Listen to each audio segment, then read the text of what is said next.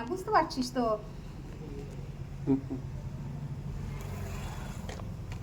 হ্যাঁ বলো মা, এবার কি কি সমস্যা হয়েছে? আমার ভক্তের সমস্যা হচ্ছে বাড়ি বন্দি করা আছে, হুম। বাড়িতে প্রবেশ করতে পারি না, বুঝতে পারছিস তো? হ্যাঁ। দ্বিতীয় কথা হচ্ছে ভক্তের তন্ত্রা যে দিয়েছিলাম সেই তন্ত্রা শক্তি বন্দি আছে, হুম। দৈব শক্তি বন্দি আছে, হুম। বুঝতে পারছিস? হুম। আর দিব্য শক্তি বন্দি আছে। মেন হচ্ছে দিব্য শক্তি, হুম। যে শক্তির দ্বারা বিশ্ব ব্রহ্মাণ্ড বিটি ভক্ত বালক সব পরিকল্পনা তুই যেমন তুই করতে পারছিস তোর দেবদেবীর দ্বারাই, বুঝতে পারছিস তো? সেই রকম আমারও দৃষ্টির দ্বারাই আমার বিটি বিশ্ব ব্রহ্মাণ্ড সব কিছুকে দর্শন করতে পারবে। সেই শক্তিটাকে বন্দি করে রেখে দিয়েছে, সেই বন্দিটা কাটতে পারবি তো? আমার বিটি কিছু জানে না। কি মনে হচ্ছে?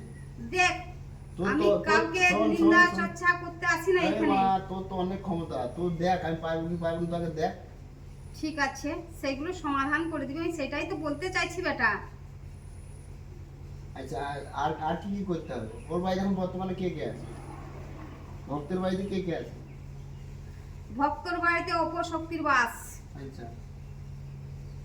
যে অপশক্তির দ্বারা ভক্তকে সঠিক পথে পরিচালনা করতে দেয় না, সঠিক কর্ম করতে দেয় না, সবসময় আবল তাবল করিয়ে দেয়, উল্টো পাল্টা পথে চলিয়ে দেয়, বুঝতে পারছিস তো? সেইগুলো সমস্ত সব সমাধান করতে হবে। আচ্ছা, তাহলে মানুষের থেকে যে হিংসাটা করে এই কর্মটা করছে তাকে উপযুক্ত শাস্তি আমার ভক্তের দ্বারাই তোকে পাইয়ে দিতে হবে। আমার হচ্ছে এইটাই রাগ। আমি শাস্তি দিই বুঝতে না, পারছিস? আমি শাস্তির কাজ করি, খারাপ কাজ করি না।